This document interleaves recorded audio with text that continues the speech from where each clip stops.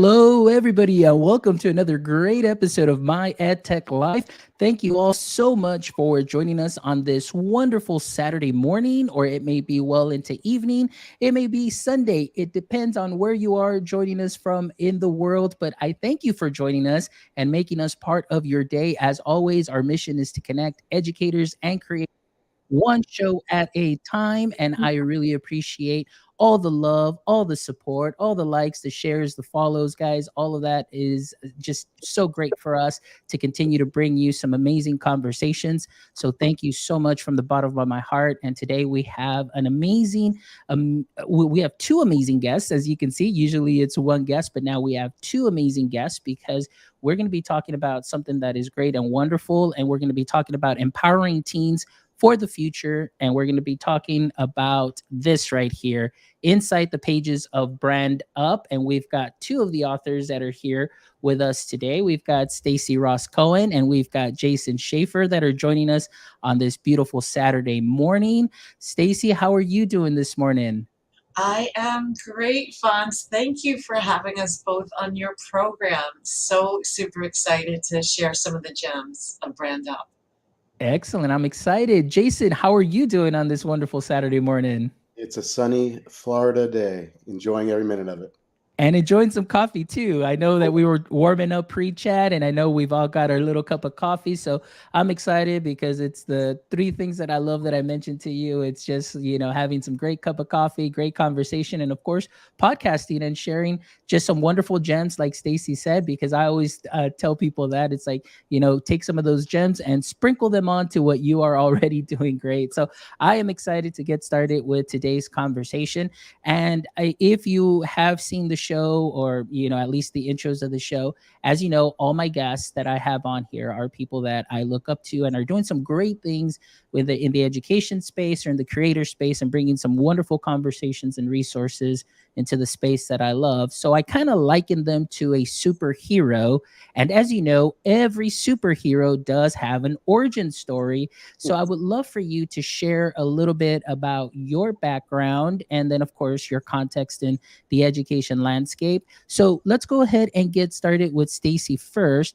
So Stacy, if you can go ahead and give us a little bit about your education, creator, everything origin story, we would love to hear about that. Sure, absolutely. Thanks, Fonz. So, my undergraduate degree was actually in human development, and a lot of people don't know that. I am a professional marketer. I ended up just because my journey zigzagged a little bit. I ended up going into marketing. I also have an MBA in marketing, and I am an entrepreneur at heart. I actually started my first business when I was 14. And so I did the corporate thing for a while. I worked at a big ad agency, I worked at CBS. But again, when you have that entrepreneurship, and I know Jason can attest to it in your DNA, it's you're just unstoppable in the quest of wanting to build things. So I have been running my own PR marketing agency for 25 years now, and a very diverse client base, a lot of education, nonprofit, real estate, professional services, economic development, and a couple of various industries in between. And I I had an epiphany when my daughter was in high school. I have two girls; they're both in their 20s, and I realized that super competitive school where the kids had many of them 4.2 GPAs and high anxiety, and I just had an epiphany, and I just realized, wow, you really need to market yourself to stand out. And fast forward, I wrote a Huffington Post article about the importance of developing a personal brand in high school to stand out. And I was curious, are there any high schools across the country that taught this curriculum, digital leadership? And I found one, and he's sitting right next to us, so to speak. Jason Schaefer, who created a digital leadership curriculum at a school in North Broward, Florida, and wrote about it and we became fast friends. Excellent. Well, thank you so much, Stacey. And that's definitely just such a great, course that you took. And then, of course, just the way that we end up, some way, shape, or form connecting because of the work that you're doing. So that's a wonderful background. And of course, I really love that entrepreneurial spirit as well. And of course, leading you up to making these connections and networking, which will be something that we'll be talking about here shortly. And now, Jason, again, thank you so much for being here. So, can you tell us a little bit about your origin story? Sure. Thanks again, Fonz, for having us. I am a New York transplant. I moved here to Florida when I was in high school. I was told I was going to be an attorney my whole life by my parents because I never stopped talking. So I became a teacher instead, but then realized that the best teachers don't talk too much. And I found my lane really through the International Baccalaureate program and was really influenced a lot by some professional development that I was lucky to do at Harvard called Project Zero. And all of those things sort of lent me to, reinvigorate that creative side in my students and focus less on tests and essays and multiple choice quizzes and more on creating things that, represent their learning in more unique ways. Um, I was a social studies teacher doing all of that. And I think because of the creative spin, was asked to re-energize, rejuvenate, reimagine the computer course that was a requirement for graduation. At the time, it was teaching Word and how to make a PowerPoint. And we were looking for something more 21st century related, those life skills, but also had this idea that we could incorporate branding and marketing and social media. And maybe even eventually we got to this idea that could we help college admissions if the things we're teaching really directed themselves towards helping students with the college essay. So for about a year or two, I was teaching this personal branding course, and it was a lot like the father or the mother telling kids what not to do all the time. And the feedback I was getting from the students was that that wasn't really what they wanted. They had heard that message before. So they wanted more about the potential. What could happen if they knew what to do on social media, did it the right way? And we looked at it like the yin and the yang, right? If the really bad stuff can really be bad, well, then maybe the really good stuff could really be good. And it was that simple. And creating the content sort of led me on this journey, following marketing and following trends in business. And, big ad companies are, working to make sure that they represent their companies in great ways. So how do they do it? A friend of mine forwarded me an article that Stacey wrote where our school's name was mentioned.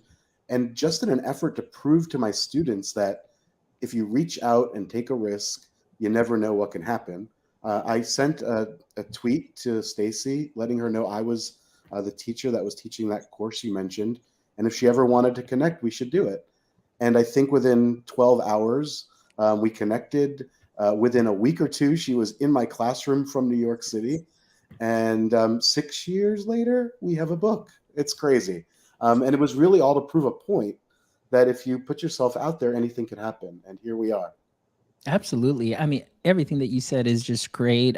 One thing that we'll talk a little bit about, because we did talk a little bit about in the pre-chat, was, I would do these talks with our parents, doing technology Tuesdays with parents, and we talk about digital citizenship, and really pointing out some of the bad that happens when you're not taking care of your own personal brand, or in this case your social media, who you are and you're representing.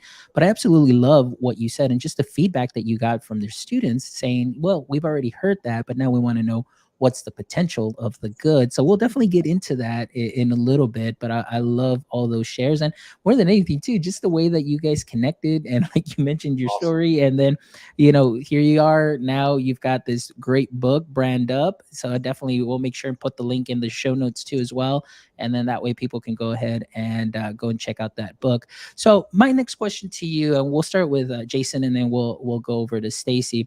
So branding, the word branding, oftentimes people just think of it obviously in the business sense. Me, myself, coming from a marketing background, this is what I did, this is what I studied. It was just about branding. And of course, the experience, and like I mentioned to you, in 3 years trying to build this brand, the My EdTech Life brand. So it almost has that just business like connotation. And you always talk about celebrities, and we just talked a little bit about businesses and how they're working on their branding to reach out to as many people. But can you talk to us a little bit more about why personal branding matters, and how that same skill set and those let me see, those theories or that practice can be easily translatable into a high school and then into even college, and the benefits of that? So we'll go ahead and start with that. Yeah, I mean, listen, the origin story of the course is in that marketing world, but in order to make it relevant to the students, you sort of had to give them that view from the college admissions perspective, right? You're in this competitive environment, like Stacy was mentioning before. If you walk into a college interview, or if you fill out a college application or write that college essay, and you focus on, you know, the things that you love and the things that matter to you, you're not going to stand out. You're not going to be unique, because there's millions of soccer players, millions of kids who are getting A's in all their class, not millions, but lots of them, right? So the essence was to sort of dig deeper than that. And in the course, and Stacy could speak to this also, it really came a lot for me from Simon Sinek, and understanding your why, and not focusing so much on what you do or how you do it, because those things will change and morph as you get older. But if the students at a young age could start thinking about, why are they making the choices that they make, good or bad?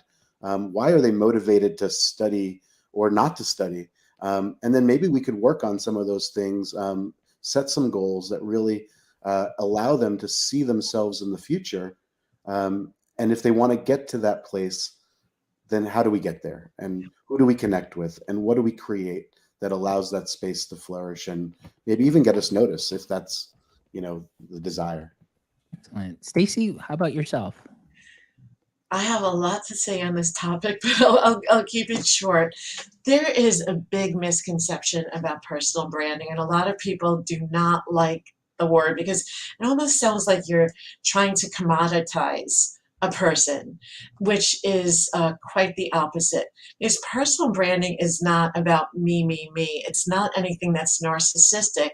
It's about what is the value that you bring to the world.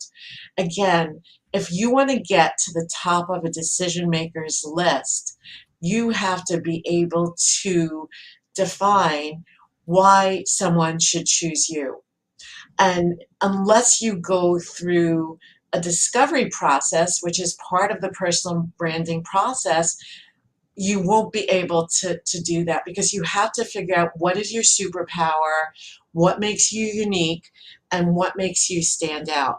And I have to tell you, all my life I've spent marketing products and services. It really isn't that different marketing yourself. And when I'm in a presentation, I'll ask the audience, please raise your hand if you think you have a personal brand. Fonz, I am always so surprised, because I would say maybe 30% raise their hand. But the truth of the matter is, everyone has a personal brand. So it's either positive, negative, or neutral. Oh, yes, I absolutely agree with you on that. And it's so interesting because here in the education space, one of my things is for me, every teacher has a brand, every teacher, but they don't realize it. And I guess it's just that disconnect, like we mentioned. I'm coming in from a marketing background, and then I went into education. So those skills, of personalized learning. And I always tell people I was wearing the cool band shirt before the band was cool, because in 2005, I dove into the world of math and education, and using those skills of knowing my customer, how to sell to my customer. So I had to sell algebra specifically, so you get to know them. But we're all salesmen. As educators, we're selling our product, we're selling our subject, we're selling all of that. And with that, there's that branding. The students know you. They know, it's like, hey, that's Mr. So and so, and he's the one that does this, and he does it this way, and so on. But like I said, a lot of educators just have that disconnect. And one of the things that I love to share is every single one of you has that branding superpower. You all have that great image. You've got that your product. You are your product. And like you said, some teachers, for anybody, you're either good, bad, you're neutral. It just all depends. But I just love that you're sharing that, because I think a lot of our educators are missing out, on themselves and standing out, moving into different roles, whether it's lateral, whether it's vertical, and getting those opportunities. And I just wanted to add that for myself, in these 3 years, building this brand just for this podcast and learning from there, just the rewards, and I never saw it as a brand for a good while, because it was like, nah, I'm just doing this just because I love to do it. But now it's people recognize the colors, they recognize the logo, they recognize the face, and I'm just like, wow, this this is interesting. So yeah, I can see the benefits of this for not only teachers but also just for our students now that they're just immersed with so much technology and just social media presence.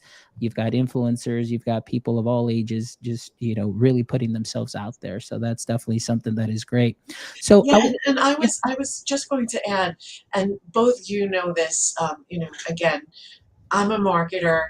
You're both like fully education and of course social media branding. But here's the thing: it's schools.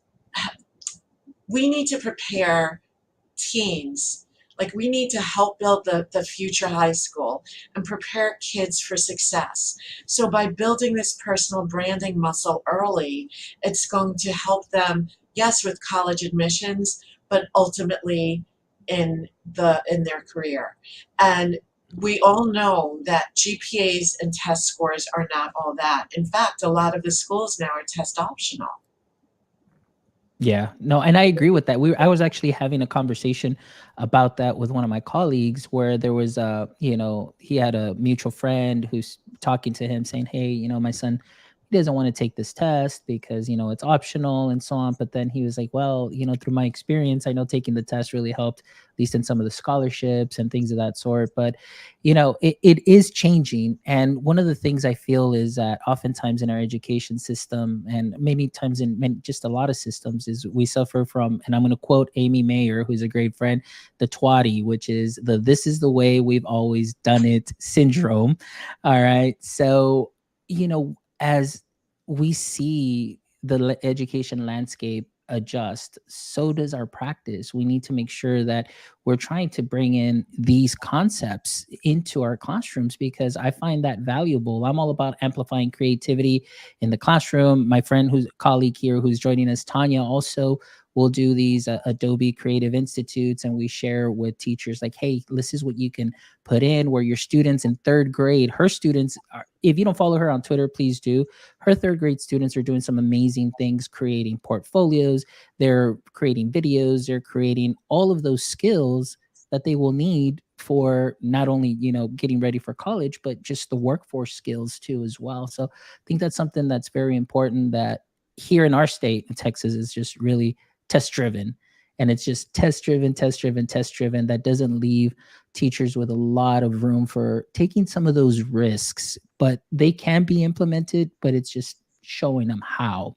So let's go ahead and continue here, because my question was, the next question that I had here is, in your book, what are some of the key strategies that you recommend for students and young professionals to build their brand?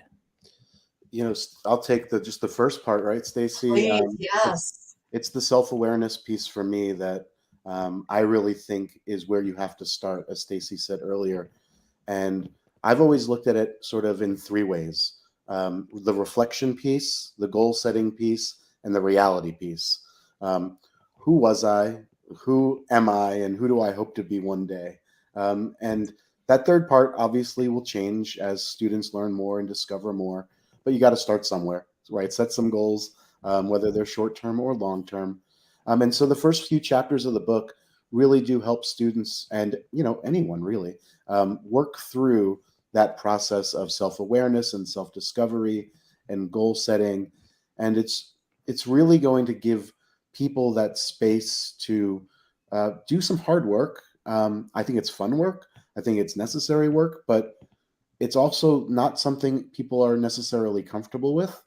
I don't know how many people are comfortable with reflecting on, people or moments from their lives that have affected who they are. And, asking an adult to do that can be hard. Asking a teenager to do that can be really challenging. So it's necessary to create some engaging content and some fun ways to explore those realms. And so I think that's what the book does really well. Stacey, what about you? What's your favorite part of the book? There's so many, Jason. It's the book Fonz is much more than just personal branding and how to use social media to your advantage. And for instance, there's even a chapter on entrepreneurship. Jason is teaching entrepreneurship to middle school kids, and it doesn't mean that you're absolutely going to start a business, but these are essential life skills. So within the book, there are a lot of essential life skills. There's a full chapter on LinkedIn, which co-author Alan Katzman contributed. We all believe that every kid should be on LinkedIn by the time they're age 16. So I tell teens, I tell parents, you hand the car keys to your kid, make sure they get on LinkedIn. And there's also a chapter on networking. So again, I have 20-year-old girls. I've always told them, you're both very smart girls, but in this life, it's not what you know, it's who you know. So the power of networking is key to get from point A to B. Now they would agree with me, but as you and Jason know, most teens do not want much assistance from their parents. It's like, I'll do it on my own. And so within the book, it's there's interview skills. There's also, I think we tend to tell college age kids, get out there and do some exploratory interviews. But I feel that why not develop this muscle in middle school? Because this will help guide them to their ultimate career path. So again, there are three parts to the personal branding aspect, and Jason so beautifully talked about the discovery, which, by the way, the one component that I want to add to that is that besides figuring out your superpower, you also need to speak to the outside world, your friends, family, your school guidance counselor. How do they perceive you? Because all of this goes into what we call uniquely me statement. So there's a whole process in the book to figure out what your uniquely me statement is, and then you're going to take that uniquely me statement and make sure that it's consistent across all touch points. So again, three important components of the book: discovery, which Jason and I just added to; development. You've got to develop your, excuse my marketing jargon, but marketing assets. So you need your online profiles. They have to be consistent. You need to make sure that you have a proper email. And what I mean by that is a lot of people, when they're in high school, will have like hothannah@gmail.com. No, you want to start developing all of these assets, and again, really sterling online profile. Because the bottom line is that Google is the new resume. So it's really important for teens to start building a strong online portfolio. They will be searched, and I don't know if either of you have ever heard this statistic, but 5.9 million Google searches a minute. And then the last component is delivery. So it's like, how are you going to deliver yourself? I always tell them, it doesn't matter if it's a teen or an adult, we are all our own news channels. So communications works best. You need a constant drumbeat. You can't just turn on the volume and then walk away. So you need to consistently put yourself out there. And then you also need to engage with your with your dream college or colleges. You know, connect with, if you want to go to Vanderbilt and you want to go to the engineering program, you've got to connect with the alumni, the department chair, admissions officer. And again, you've got to show them the love and your interest in the school. Absolutely. And one thing that you said that I absolutely love too is just, on the Google searches and just how the internet itself can be your portfolio because of what you put on, you're being searched continually and so on. And that's one thing that in those courses that I do with the parents, they would come in and I would share with them how they can search, even just their own personal Facebook pages and so on, and how people can see and just giving the example of how I can search them. And it's the same way that they can search, for your students if they're, putting themselves out on social media that you may not know about. But that's so important that you mentioned, being on the front page on the first search is just amazing too, when you can see yourself. And then of course your pictures and all your accolades aside from your LinkedIn profiles and so on. But I love that advice that, and the way you said, by 16, students are already driving, with a permit. So why not give them the car keys too, also for LinkedIn, so they can start building up their professional portfolio from the start at such an early age.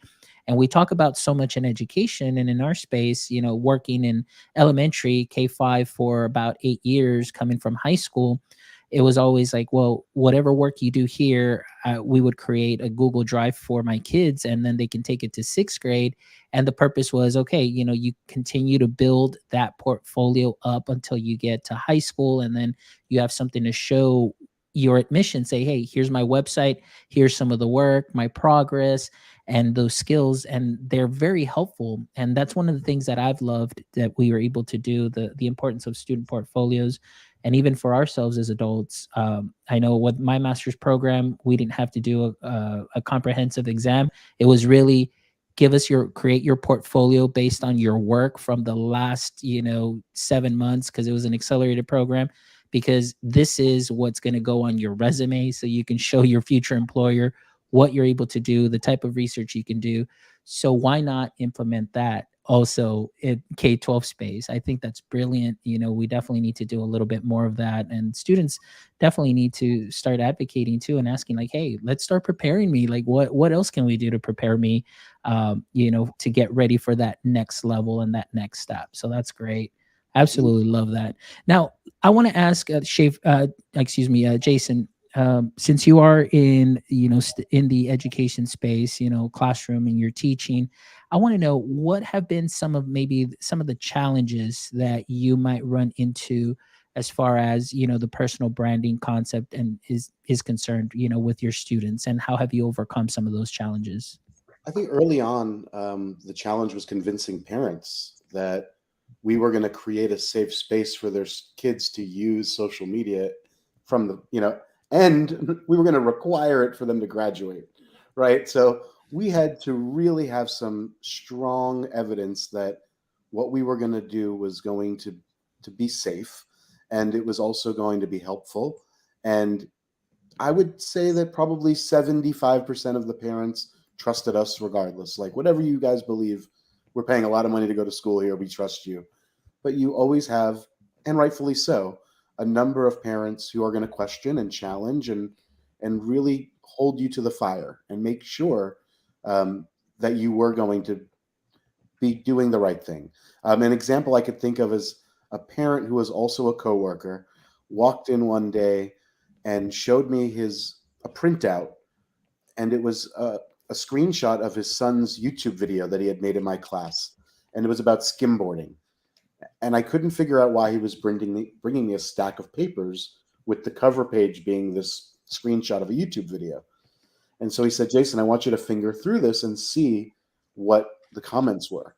And I'm not kidding you. I'm talking about a 9th grade video on skimboarding, had over, I think, 100,000 likes and 180 comments or something like that. And the brilliance of it was that the first 20 comments were completely negative. How could you make a video like this? You're such a nerd. Who would ever want to learn from you? Why would you think anybody would want to see this? That kind of stuff. That was not why this coworker was showing me this printout. He wanted me to show comment number 21 and all the rest.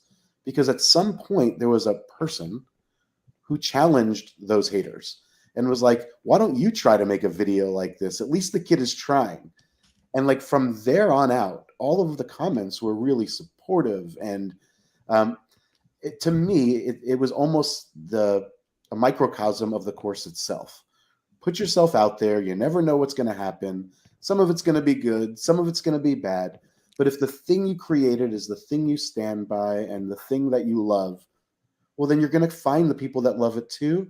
And maybe you'll find the people who don't, and you'll know who to avoid, right? So like, I thought it was great. And the parent was trying to show me, you're really making a difference and this stuff really works.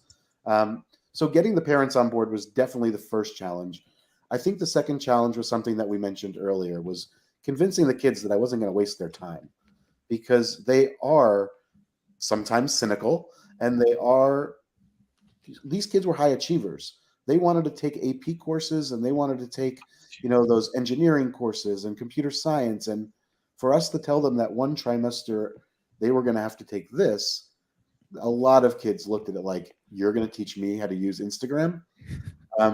And so early on in the course, I had to convince them that there's value here.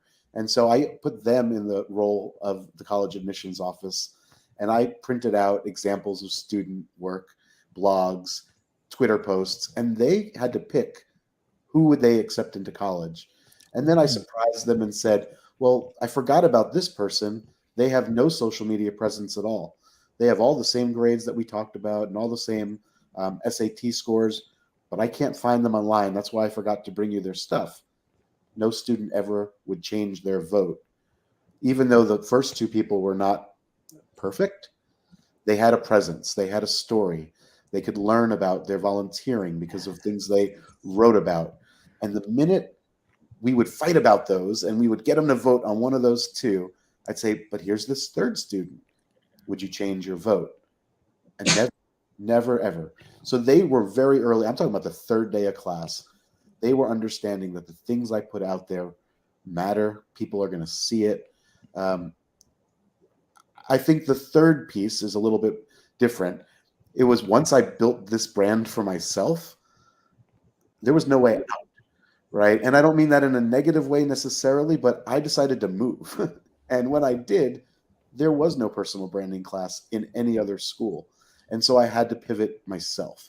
And that's where I sort of lended myself towards entrepreneurship, because I think there's a lot of connections there. But so I gave you two in-class examples and one sort of personal one.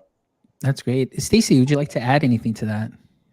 Yeah, first of all, sitting in Jason's class was mind-blowing. It was mind-blowing. And the one thing that he didn't mention, and I remembered, it was an exercise creating visual boards, which I think is so great for ninth graders because a lot of them are visual learners. But I remember being so blown away by that class. I came back to New York. I wrote another Huffington Post article, and that one went viral. So I knew that I had something. And just to get back to I just want to bring something up about parents, and I understand the resistance. But look at Jason now. He's teaching entrepreneurship. I always say as a marketer that the competitive advantage is all about innovation and change. And it doesn't matter if it's a business brand or it's an individual. So if you take, and I think his example was so great, I often use this example. If an admissions officer, we all know they spend an average of 10 minutes for each application. So if they have two kids, same GPA, same test score, how are they going to choose? One kid played soccer, the other one had started a tutoring program during COVID to help with online learning. They'll probably lean towards the kid that started a business. Again, it's all about, like, this all comes back to, how do you stand out? How are you unique? How are you a good fit to our campus? Yeah. And I love that you mentioned the storytelling storytelling is so important. Everybody, and I always share that with a lot of my teacher friends, and the conversation always leads to that. It's like everybody has a story. And I guess that's kind of also just the premise of my show too. It's like I want to amplify those educator voices because everybody has a story and I want to know their story. And sometimes, I'll find educators that are doing some great things, but maybe somebody yet hasn't really found out who they are, and but I see what they're doing. I was like, hey, do you want to be on the show? And I want to share what you're doing because I find it awesome. And sharing that story really helps out so much. And every student, like you mentioned too, they have their own story. And I love that. I wish we had more classes like Jason's available so students can really learn how to put their story together. Because, like you mentioned, you have those two students that are telling their story, that third student who I may not have had the opportunity to have a teacher like Jason or have somebody guide them to tell their story. And they're going based off of like, hey, well, here's my paper, 4.0, 4.2, and looking great. But what's the story? What are you bringing? What are you adding? What's the added value? What's going to be the return on investment in investing in you coming into our institution? And now I'm just thinking this conversation is really enlightening me to maybe just start having those conversations too in our district and see what else we can do better for our students than just, hey, we're getting ready junior year, start applying. But hey, what else are we doing? What's the other added value that we can bring? Well, So, it did start for us with the e-portfolio, honestly. mm, We looked at that as sort of the internal document that you kept to yourself, almost like the little Tupperware that your mom has of all your kindergarten work in the closet somewhere. But that the personal branding course was your chance to take the best of the best, your skills, your work, and share them out publicly. And Yeah. so they do go hand in hand. And I had the privilege to speak in TCAA a couple of years ago, and it was a packed house for this presentation. People loved the idea. So there is a desire for it, Fonz, in Texas. I can tell you that. no, for Yeah, sure. yeah, I don't doubt it. And the other thing is I just want to bring up is that personal branding, it's, when you talk about telling your story, it's gotta be authentic. There's one chapter, and Fonz, I know you're familiar, it's called Winning the College Admission Game, where I didn't want it to come from Jason's voice or my voice. We got 42 admission officers, educational consultants to talk about what is it that makes kids stand out during the admission process, and also best uses for social media. And there were a lot of divergent views, but a lot of similar views. But the one thing I know, and I know Jason knows, is that personal branding is intentional. It's hard work, especially that discovery session. Imagine being a 14-year-old and figuring out, well, what is my story? And also, understanding what's important to your audience. And that's the principle of marketing, if you think about it. It's like if I'm trying to sell you a pen, it's like it's called WIFM. What's in it for you? But also staying authentic at the same time, because I need to know what is going to be important to you. So we know, after speaking to these admission officers, educational consultants, they're looking for certain characteristics in the kids. They're looking for kids that are innovative, collaborative, creative, show leadership skills, and so on. So you've got to take that into consideration and make sure that it shows up in all different touch points. Nice. Absolutely. So I definitely agree with that. And my next question to you is, as we're kind of just wrapping up the show here before we get into our last segment of, asking you both my favorite three questions to ask at the end of the show. But, in everything that we've talked about, I want to know, how do you foresee, number one, the digital landscape changing maybe in the next 3 to 5 years, and what are some of the implications that that this may have on, of course, personal branding and career development? Well, I see it already in the classroom. AI is joining Mhm, us. mhm. I personally love it. I think I'm Tony Stark, and I've got my ability to sort of talk to Jarvis. It's amazing. But rumor has it that students are using it to write college essays. Yes. Um, yeah, so when you do that, obviously, right, with anything, you're going to get a very generic, maybe well written, but generic story. And I think that goes back to Stacy's comment about authenticity. Um, Even with those tools, AI, if a student is going to use it, they're still going to have to go in there and be able to personalize it and make it connect with the audience that's going to read it. Um, just like 10 years ago, when I told parents, you're not going to stop them from using Instagram, you're not Right. going to stop them from using TikTok, we're not going to stop them from using AI.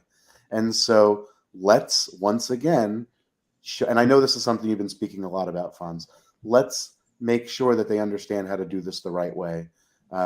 Because what we would not want to see is some of the pitfalls we saw with social media behavior sort of now getting into this landscape, which could be more dangerous with deep fakes and crazy stuff like that. Yes. Yes.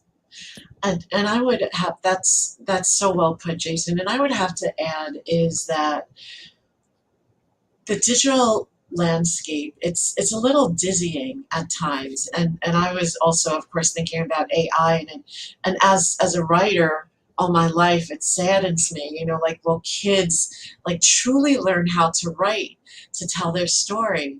I do believe that personal branding, digital citizenship is going to become more important than ever. I know that it's my dream, it's Jason's dream, that this curriculum be taught in every high school across the country. And I'm a high achiever, as is Jason. Would like to see it like translated into 20 different languages. And it's, I think it's the premise of personal branding. You've got to own it. So each individual has to own it. They can't expect anyone to do it for them. And it also will allow them to manufacture their own opportunities and whatever they want to do. Because look, let's be real. The world has changed so much. And even with Jason teaching entrepreneurship, during COVID, there's a huge surge in teen entrepreneurship. And I see many teens not going directly to college. A lot of them, maybe they created an Etsy store and it's flying. They want to take a gap year and take time off. So, again, these are, I believe, becoming essential skills. As a matter of fact, and you'll probably, maybe you'll think I'm insane or you'll laugh. My business partner, she has two young kids, and she was struggling with the name of her firstborn. And I said, Jess, I said, before you figure out his name, make sure that the URL is available. But it's true, because it's Yeah. like we have to think like this. No, I absolutely agree with you on that. That's wonderful. I love that. Actually, I never realized, again, very late in the game, as far as, and putting myself out there and so on. But yes, the URL, that's huge for sure.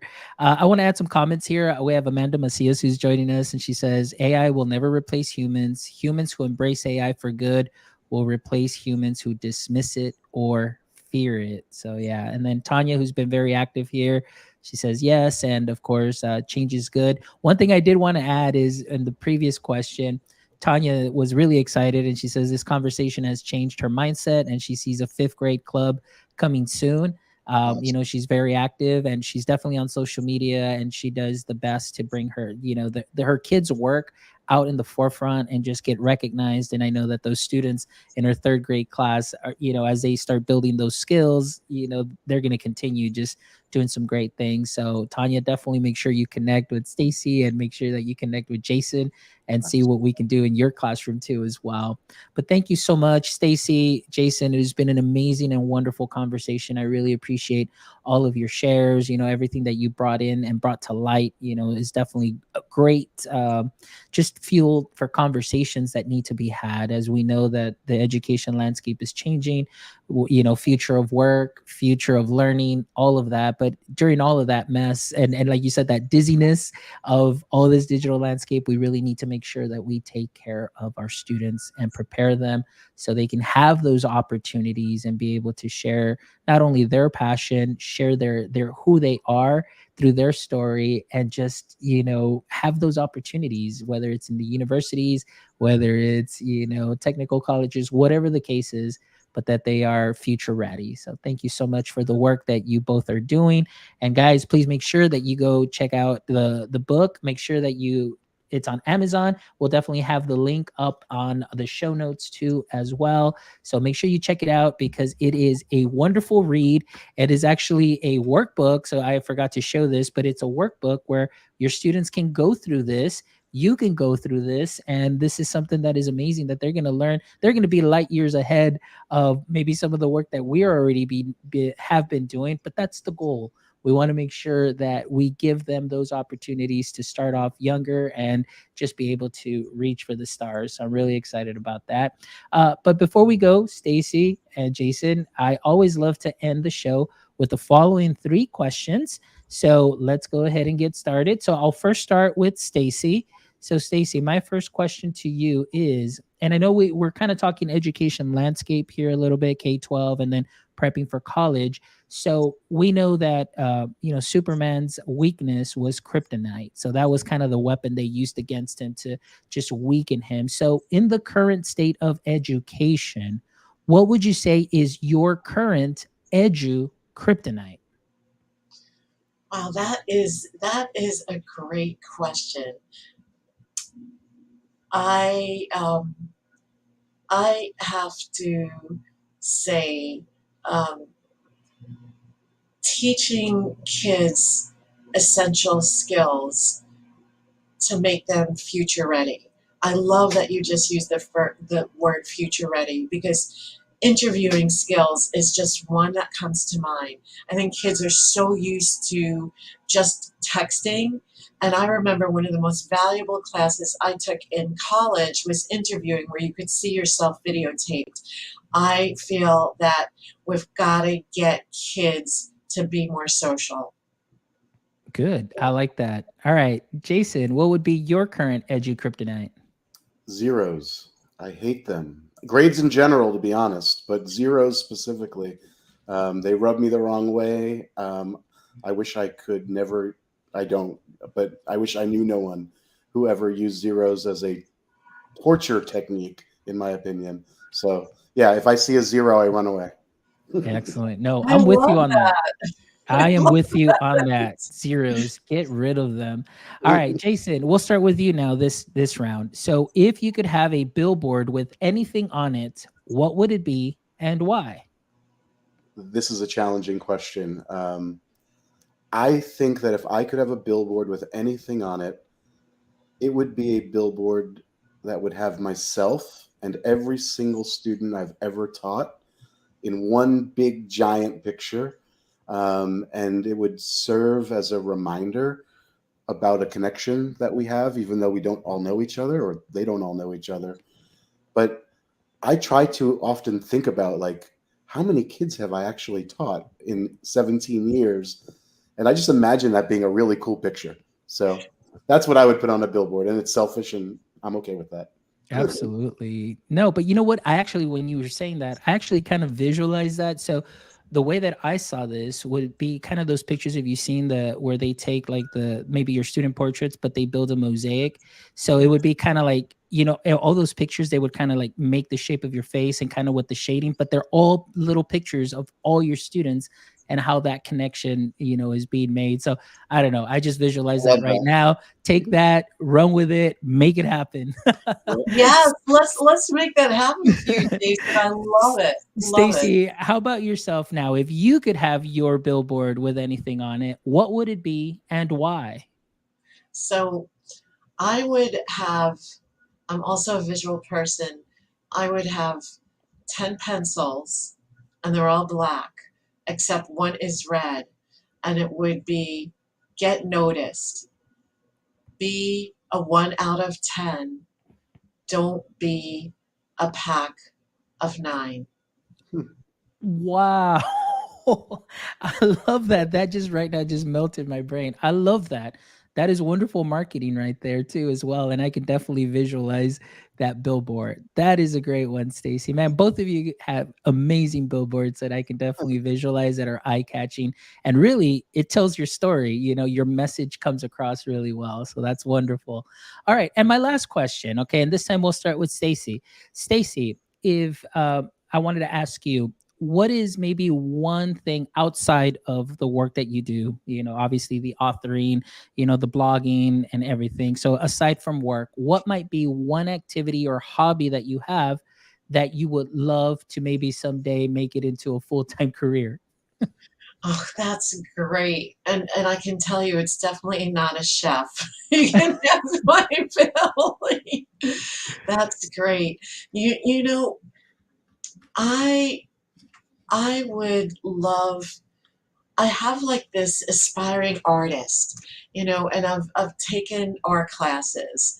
I would love to, I just don't have the bandwidth and the time, but I would love to sit on the beach and paint pictures.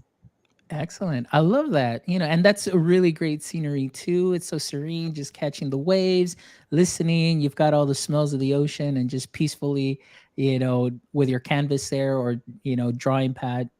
Awesome. Wonderful. Jason, how about yourself? What is one thing outside of your scope of work that you do, maybe a hobby or activity that you would say one day, man, I wish I can turn this into a professional job or career? So anyone who knows me already knows the answer is Magic Kingdom. Anything Disney related is all I'm about. And if I were to turn that into something, I came really close last year and it just didn't happen. A course on the history of theme parks. Um, that would be a really cool elective that I'd love to teach. I think would be fun for the students from a historical perspective, but also a way to share some of the passions that I know a lot of students my age have. Excellent. I Wonderful. I love that. Can I just say a really good exercise is also figuring out what Disney character is most like your brand. You like that, Jason? I do. I'm Aladdin. You're I Aladdin? love I that. love it. I Who are love you that. Fonz? Geez, right now that you got me thinking about that, I'm like, I don't know. You got me thinking. I really need to go back and see that because I don't know. I find myself that I could be maybe a mix of a couple of characters. But yeah, I'm gonna get back to you and I'll probably retweet it and I'll make sure and tag you all on there too as well because that's a great question. Love All it. right. Well, thank you, Stacy. Thank you, Jason. I really appreciate you being here. Tanya, thank you so much for joining us here in the chat. Tanya also, she's definitely a great educator. Amanda too, as well. Oh, Amanda sharing here, who her character would be.